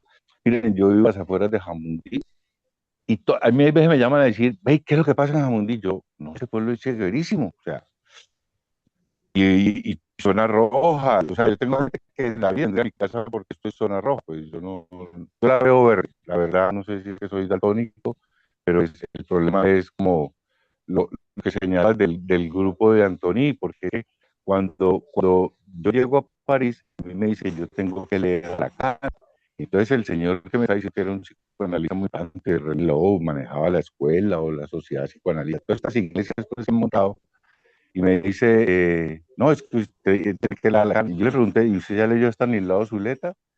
Y dije, hagamos una cosa, porque no leemos a quien leyó Zuleta y a quien leyó Lacan y nos ponemos de acuerdo, ¿sí? Y le propuse que leyéramos a Clarabó, que es muy interesante porque él es realmente el que hace de la psiquiatría un trabajo clínico, ¿no? La medicina no ha llegado a coger la clínica psiquiátrica porque tendría que apoyarse en la psicología, en Piaget, en lo que somos o los que creen en los psicológicos, que son los buscadores del alma, como dice Rodek. Ahora, la ventaja que yo tuve como médico y como psiquiatra es que el CEIC para mí fue mi formación en psicología. Sí, porque pues ahí estaba María Eugenia Villalobos, estaba María Elena Colmenares, estaba Flor Bacano. Es más, yo diría que de las que fueron alumnas mías, son psicólogas, recuerdo una practicante de Isabel Torres, que es una excelente super psicóloga, pues, o sea, ya, yo la vi, pues, para situarnos, pues, por los 80. Y la producción que hacía el CEI, que era eso tan rico que hablaba del grupo de estudio, porque yo lo tuve en París, el grupo de mí, y así se llamaba el barrio, nos reuníamos, era un grupo de psicoanalistas muy fuertes, hoy diría yo, todos los estaban ahí, porque era como para mí es como rescatar cuál es la psicología del Valle, cuál es la psicología que necesitamos en Colombia, cuál es el médico. Mira, cuando yo estaba en la Libre hicimos un estudio, era el psiquiatra que necesitaba Colombia. Y a la comisión, después de revisar todos los currículos de Argentina, Brasil, Bolivia, pero realizamos como 16 currículos de México, universidades. Lo que se necesita es un médico general capaz de hacer una psicoterapia. O sea, que cuando hablamos del vínculo afectivo, o sea, la teoría de Boll, la teoría de la apego, la teoría de que ustedes quieran poner, es la relación médico-paciente, en que yo tengo que mediatizar para qué, cómo quieres leer, con el soma, con las fobias o con la obsesión. Sí, o sea, no es cómo se atiende el paciente, Es como ayudarle a que ese acompañamiento, que me parece que el concepto de resiliencia ahí es muy interesante darle cuenta, porque Leonardo lo decía mucho, ¿no? Hay que ser tutor, ¿no? Porque cada cual ve lo que quiere ver, porque eso, cada cual construye su realidad, su propia imaginería. Por eso los símbolos es tan importante, ¿no? El libro de los símbolos creo que es una herramienta impresionante. De hecho, ahora me llegaron dos textos de las cartas de la medicina y son eh, cardinales, ¿no? Súper arquetípico es eso, ¿no? Que somos un consciente personal, porque es la relación que tenemos con nosotros, muy inconsciente colectivo, porque pues, yo soy San Fernando, y mi apellido es Perea, que es una zona de Jordania, y ahora vivo en el río Jordán. O sea, es como unos sincronismos de la vida que uno está lejos de entenderlo porque no es el pedir el sentir, sino lo mítico. El mito del análisis y no a sustentarse defiendo, no, si es una terapia que sirva, no, no. Como cada cual conoce su proceso identitario, ¿no? Ricardo, perdón, hay mucha Dime. interferencia. No sé si puedes probar sin los audífonos, porque como que se entrecorta, o no sé si es a mí o todos lo escuchan entrecortado. Eh, Tendrías que Yo, sacarlo del celular, ¿tengo que sacarte? Ahí, sí, sí, ahí te escuchamos. No, porque es que la imagen de la psicología, digamos que ha sido siempre la inquietud mía, que psiquis es demasiado simbólico y patos. Entonces, reconocer cuáles son, lo que pasa es que de patos siempre ha sido como decía necrótica de muertos, de lo fanático. La angustia de los médicos es que no se nos muere un paciente. La angustia de los psicólogos es cómo vive el paciente. Por eso son tan complementarias, pero no sé dónde el sistema ha permitido que vivan tan separadas y precisamente para ahí lo que está Descartes, ¿no? Porque yo lo existo, no es ahí donde no pienso soy, ¿sí? Somos esa esencia que tenemos que descubrir que es quizás lo más profundo del ser humano, que es lo que es típico, ¿no? Y ahí hay unos autores muy buenos como Marilyn Frank o Mojican, a entender como que cuál es ese cuento infantil que nos estructuró. Me encanta leer algún de la estructura, realmente somos una estructura. Yo lo explicaba como un chasis, ¿sí? Somos un chasis. Ahora, ese reconocerme mismo como lo que soy, pues implica lo que yo a veces explicaba, lo que es psicoterapia. Mira, una psicoterapia es con un rompecabezas armado, baratarlo, tirarlo al suelo y volverlo a armar.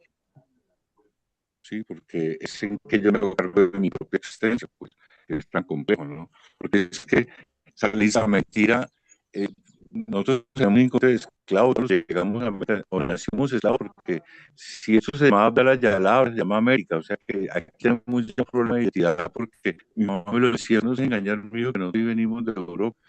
Papá nació en Sasal, mi mamá nació en Palmira, donde cada Europa, pasando de Villa, de Buga, o antes de Tuluá, o sea, como que pero la Ricardo, genealogía, hay Estamos mucha teniendo problemas con el interferencia, está audio, muy sí. entrecortado. No, Tiene como un retraso entre que hablas y llega el sonido, entonces se crea una distorsión ahí en el sonido. mm, sí, no eh, sé, de pronto puedes ingresar desde otro dispositivo. Eh, Mientras tanto, Ulises nos quería comentar algo también.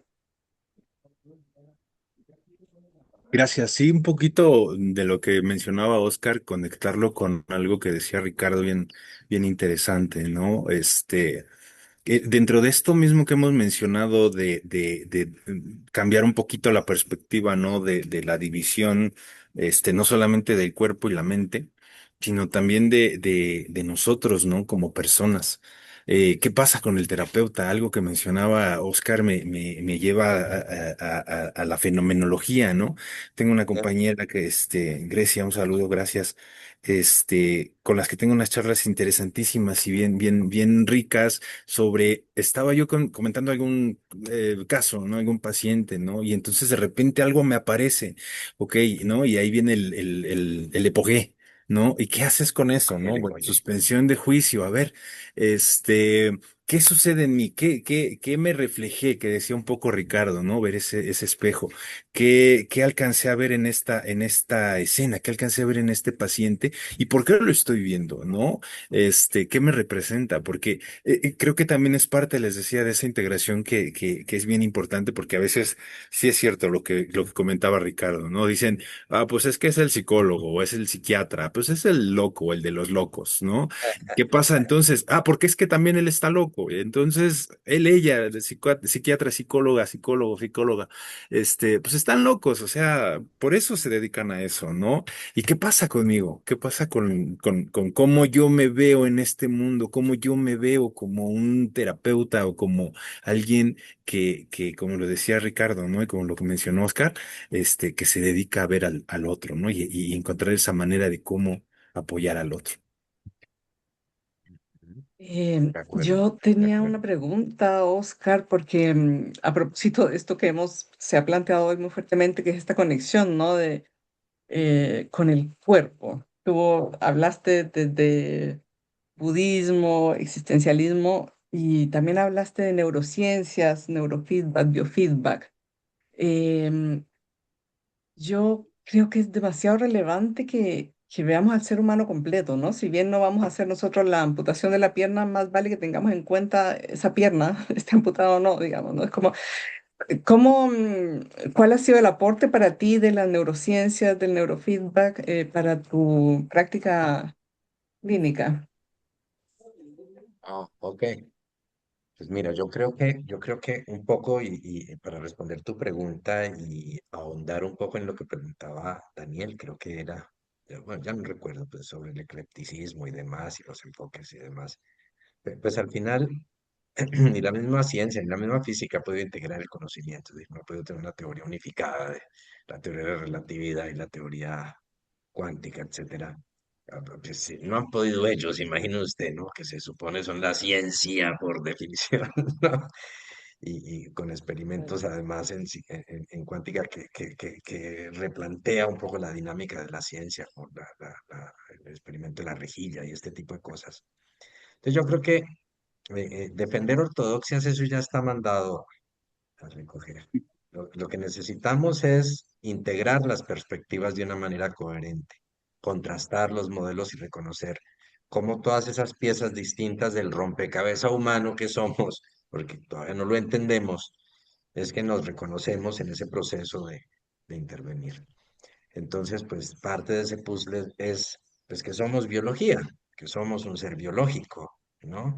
Y que como ser biológico existente y que tiene una existencia en el cuerpo, y que la cognición es corporizada, además, de eso estoy convencido.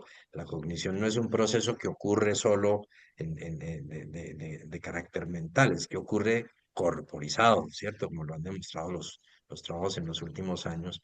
Es decir, somos este cuerpo también. Entonces, entender eso y poder accionar en el cuerpo también, no solo en el cerebro, poder accionar en el movimiento, en la acción corporal, pues eso tiene un efecto directo en la conducta y en la cognición y en la comprensión del mismo sujeto.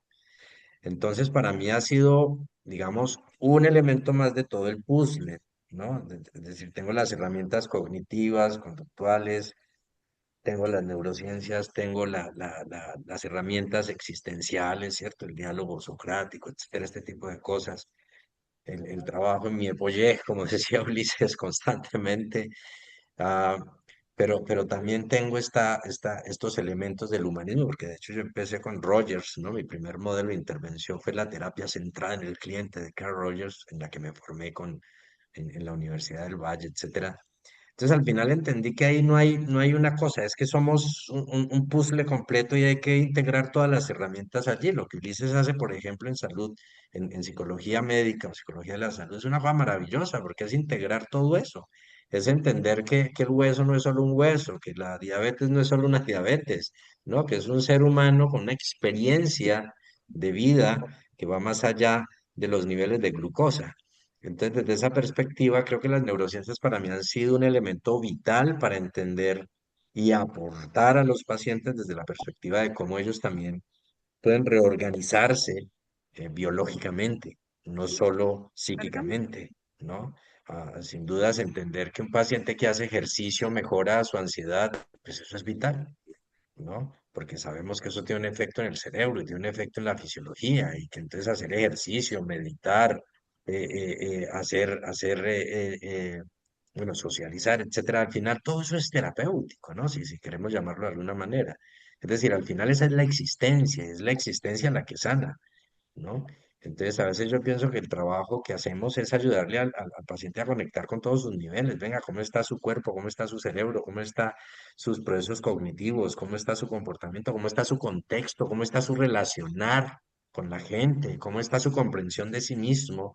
Y entonces en ese proceso vamos ordenando todos esos niveles para que el paciente encuentre él y para, ya que dices el cerebro de Mena, yo tengo una expresión que no es mía, por supuesto, pero que me encanta, que dice, el cerebro que tiene el problema es el cerebro que tiene la solución. Así que lo que tenemos que ayudarle al sujeto es a encontrar su respuesta, ¿no? Súper. No sé si alguien tiene alguna pregunta, comentario, alguien del público.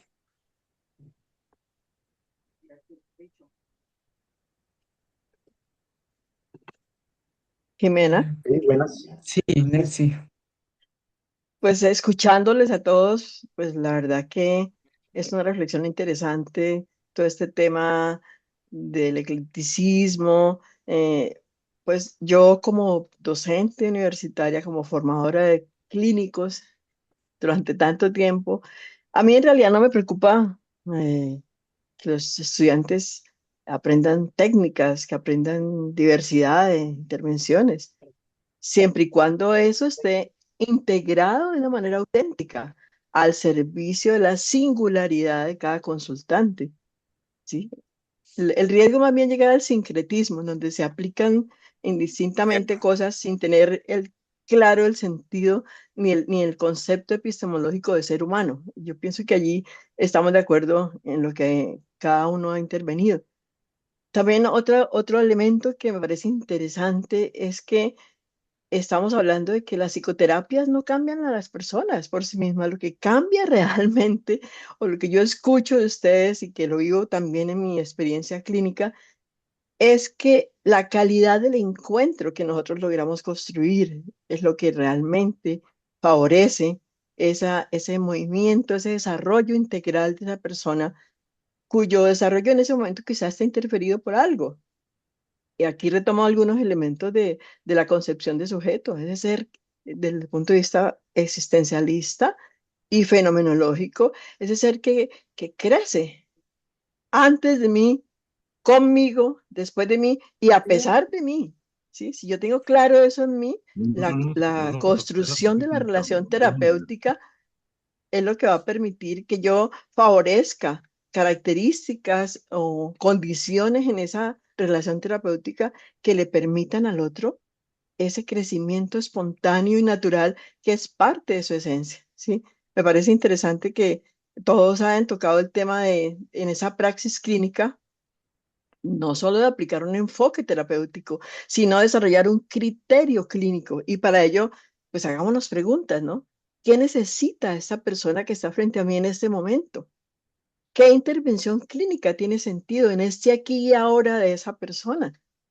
¿En qué se está basando o en qué me estoy basando yo como clínico para tomar una decisión? ¿Sí? ¿Qué aspectos de mi propia mirada como profesional o como persona pueden estar influyendo positiva o negativamente en la comprensión de esa persona que está frente a mí?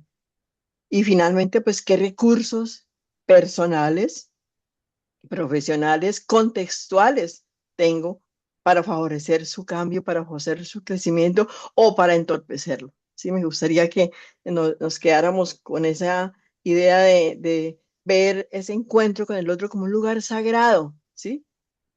Y dejarle en la mente, descálzate, el terreno que pisas es sagrado. Y relacionarnos con esa persona que es nuestro consultante, con esa visión que nos regaló Roger de esa persona es el centro del proceso. Gracias. Muchas gracias. Eh, Bueno, Tan cierto, fascinante. ¿no? Porque la vulnerabilidad que el otro abre en una terapia tal vez no lo abre en ningún otro espacio, ¿no? Entonces, con qué delicadeza hay que tratar esa apertura. Tal vez. Sí, se me hace apasionante, fascinante, querida Jimena y demás participantes en este día que hemos logrado escuchar egresados de nuestra querida Facultad de Psicología, psicólogos, psicólogas. Hemos escuchado un médico sexólogo en una de estas ponencias en las anteriores. Hemos escuchado, por ejemplo, hoy a un profesor nuestro de Facultad de Psicología en esa historia, profesor de psicopatología, médico psiquiatra. Hemos escuchado varias voces de varias personas de varias líneas de lo profesional, de lo académico. Hemos escuchado a personas no solamente de Univalle, hemos escuchado a personas de otras universidades, de otros países. Yo creo que hemos escuchado también a grandes rasgos aspectos del psicoanálisis. Hemos escuchado a personas como Mauricio Rivas, hemos escuchado a Ricardo Perea, hemos escuchado análisis conductual cognitivo desde México, por ejemplo, con Ulises. Hemos escuchado algo de humanismo, bastante de humanismo se habló en estos conversatorios. Y hemos escuchado, por ejemplo, lo sistémico, ese enfoque sistémico, por una de las pioneras misma, la profesora Janet Samper, que fue una profesora, ha sido una profesora histórica nuestra de la Facultad de Psicología. Hemos escuchado grandes perspectivas de lo humano, de la persona, de los pacientes, de cómo se trabaja con ellos, que es en resumen lo clínico. Yo creo que esta significativa celebración de estos 50 años de psicología, de nuestro programa de Psicología en Univalle, ha valido la pena hacer esto desde egresados, desde egresadas, estos 4 conversatorios en psicología clínica, en terapias psicológicas, en lo que se conoce como el campo de la salud mental, que es una nomenclatura para algunos no muy correcta, no muy acertada, pero así se le conoce esto, el campo de la salud mental. Yo creo que haberlo celebrado de esta manera estos 50 años, desde el inicio de ese plan académico tan insigne, que fue el anterior al de psicología, me refiero al programa de consejería psicológica, que surge desde la visión muy clínica desde el doctor Luis H. Pérez, y a partir de 1976 ser constituido como psicología. Y hoy en día es una facultad. Yo creo que esta celebración es inmensa desde egresados, desde egresadas. Los aportes han sido variados. Yo quiero resumir esto de una manera muy sencilla. Voy a leer algo que compartió aquí Ulises González desde la Universidad Autónoma de México, uno de los ponentes hoy. Abro comillas. Los aportes de cada participante señala su propia trayectoria y la consecuente insistencia con la profesión, mostrando las adaptaciones necesarias para continuar desarrollando la práctica, la praxis. Cierro comillas. En este diálogo constructivo de saberes, todas estas personas del campo, reitero, a la salud mental, nos han expuesto muy detalladamente sus propias historias y recorridos, desarrollos y alcances a través de los años. Yo quiero agradecer a los ponentes, a todas estas personas tan fascinantes. Quiero agradecer a las moderadoras, quiero agradecer a las moderadoras, a las psicólogas Diana Castaño, a la psicóloga Nelcy Bonilla, a la psicóloga Jimena Cruz, egresadas de nuestra Facultad de Psicología.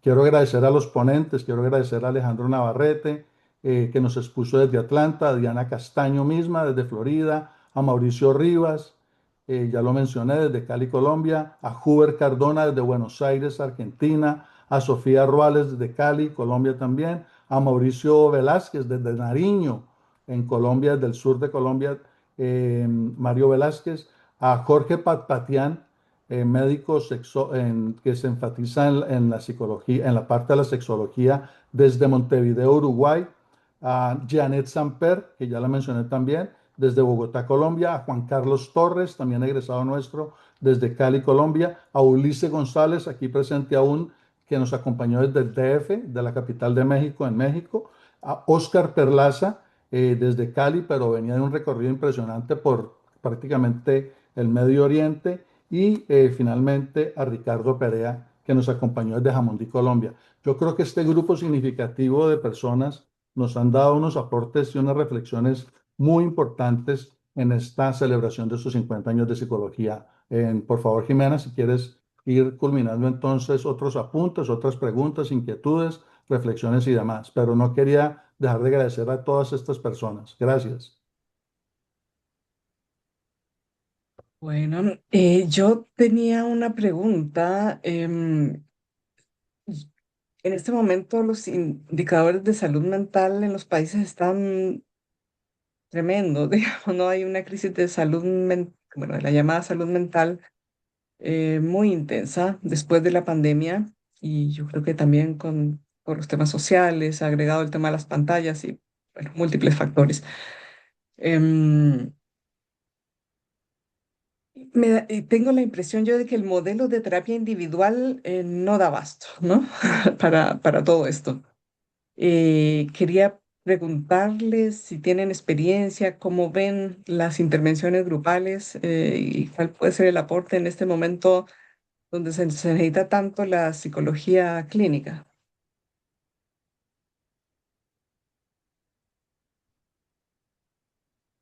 ¿Quién quiere comentar?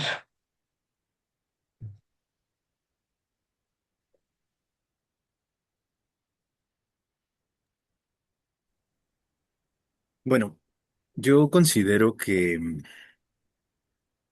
eh, tienen una gran posibilidad, tienen mucha utilidad, particularmente dentro del método que yo manejo que estuve manejando para centros de integración juvenil en la atención a adicciones. Tenía un taller grupal para las familias de los pacientes, de las personas con adicciones. Y me parecen bien importantes porque es la propia identificación, ¿no? De problemas comunes con las otras personas viviendo situaciones similares, ¿no? Compartiendo esto.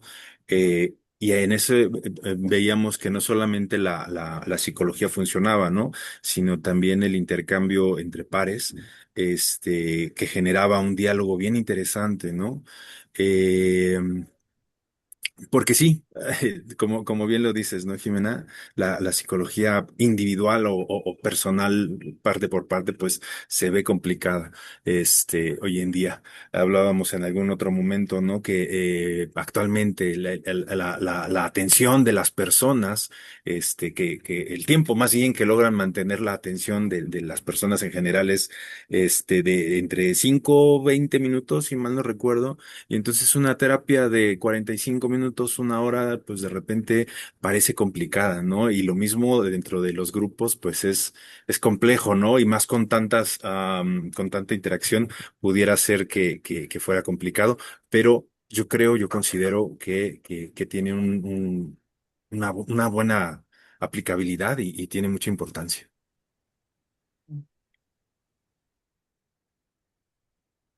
Si alguien más quiere comentar sobre esto, o no sé si alguien más tiene otra pregunta, comentario. Bueno, yo siento que este tema de las terapias grupal es un tema que casi nos invitaría a otro conversatorio, ¿no? Porque tiene aplicabilidad en muchos campos. En mi experiencia profesional, pues ha sido un- amplio el trabajo que he tenido con grupos de encuentro. Eh, Ese ha sido como mi enfoque y mi estrategia. Y siento que la potencialidad de los grupos no la supera nada, ¿sí? Sin desdeñar el aspecto individual y la riqueza del trabajo con parejas, en terapia de pareja, en fin, pero el trabajo grupal tiene una dinámica y una energía wow, no, yo diría que hace que Lo, los procesos sean mucho más rápidos, lo ¿no? Que colectivo sean, siempre ha sido muy potente, quería Nelcy. Lo colectivo, por sí. ejemplo, facilitó que se hicieron cambios de consejería psicológica a psicología. Eso es lo que estamos celebrando. Lo colectivo, mira lo que hemos logrado en estas actividades, en estos conversatorios mismos. Sí, yo creo que en esa parte del trabajo con grupos tendríamos muchas cosas que aprender, ¿no? Y aplicar. A mí lo que me preocupa hoy en día eh, es que muchos coaching, muchos sanadores se están llamando a sí mismos terapeutas y eso ha generado una confusión sobre lo que es el trabajo psicoterapéutico en grupos. Yo creo que eso lo tenemos que tocar de alguna manera y como algo muy estratégico desde la psicología, porque de verdad se están utilizando herramientas técnicas que se aplican como si fuera realmente psicoterapia. Yo les invito a que luego nos encontremos sobre ese tema. Me parece, Jimena, que es un punto clave que tenemos que tocar porque esa es una opción muy válida y que realmente favorece que fluyamos de una manera más rápida, ¿no? Yo creo que desde mi punto de vista el tiempo se nos está agotando. Habíamos dicho que hora y media y creo que estamos en el punto clave para ir cerrando. Eh, Te doy la palabra, Dalbert, para que tú, que eres el coordinador general de este proceso y que nos has permitido este encuentro maravilloso, eh, pues cierres este conversatorio. Muchas gracias por la oportunidad. Yo creo que la mejor manera de cerrar esta actividad, este conversatorio, es agradecer por miles a todos ustedes, un agradecimiento muy profundo por haber aceptado estas convocatorias a estos conversatorios. Y esto sigue.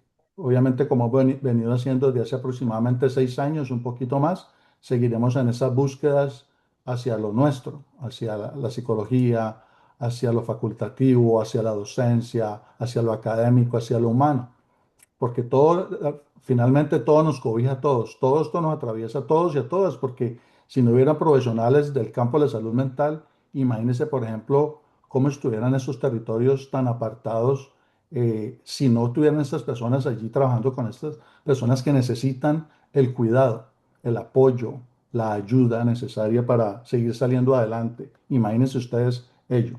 Bueno, yo creo que la manera más simbólica para hacerlo, más significativa, es agradecer al estudiantado que logró a pulso, con mucha fuerza, que se constituyera un programa, un plan de psicología, una licenciatura de psicología en Univalle, que los estudiantes fueron los que lucharon por ello. Aquí hay una representante de ello que fue egresada precisamente, que nos colaboró siendo una de las moderadoras de esta actividad, la profesora Nelcy Bonilla, pero también a los egresados del plan de consejería psicológica, personas como Mariela Orozco, personas como María Cristina Tenorio, como Blanca Cecilia Orozco y demás, eh, que permitieron que en esa articulación con los estudiantes y con las personas de la docencia se potencializara hasta convertirse en un plan académico formal de psicología. Yo voy a leer las personas que participaron de ello. Varias han partido, pero varias aún viven. Con todo el respeto, las personas de la docencia que lideraron el proceso, siendo ellos académicos, fueron Octavio Giraldo Neira, Rubén Lecter, Rebeca Puche Navarro, Mariela Orozco, Hernán de los Ríos, Lucio Marino López, Blanca Cecilia Orozco, que hace un poco falleció, Judith Bolívar, que hace también un poco falleció, unos 2 años, José Bautista Ochoa, que todavía está con nosotros y trabaja activamente como terapeuta, Sonia Meluc, que también está con nosotros, pero vive en la ciudad de Nueva York, Luis Romero y el profesor invitado Forrest Tyler, eh, que fue uno de los pioneros de la psicología comunitaria en el mundo. Bueno, y agradeciendo obviamente a Universidad del Valle por todo el apoyo que nos han dado todos estos años, a la Facultad de Psicología, que es facultad hace aproximadamente unos 4 años, a la red egresada, a los egresados, egresadas de psicología, a la comunidad egresada nuestra. Pienso que no tendría nada más que decir que agradecerles profundamente, desde mi ser, por todos sus aportes, por todas sus colaboraciones. Muy amables, muchas gracias a todos y compartiremos este material como se ha hecho y se les convocará, se les invitará a las posteriores actividades que vienen en camino. Muchas gracias.